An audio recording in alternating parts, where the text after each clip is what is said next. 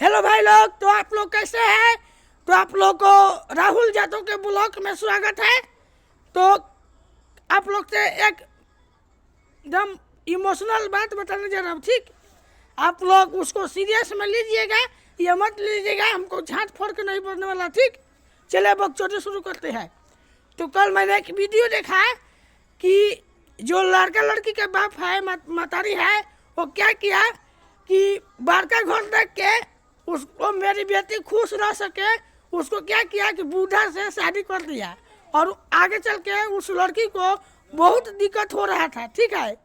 तो आप लोग जितने भी पूरा यूपी बिहार के लोग हैं, जितने भी लड़का लड़की के माता पिता है, तो आप लोग से गुजारिश करता हूँ कि प्लीज़ आप लोग गरीबे घर में कीजिए, पर हाँ बेटी को सुख शांति से रहने के लिए व्यवस्था दीजिए। यह नहीं कि बूढ़े के साथ शादी करके और उसको भसा दीजिए कि जिए चाहे मरे चाहे धसे, उसको कोई मतलब नहीं। ये दिमाग में मत रखिएगा, ठीक है।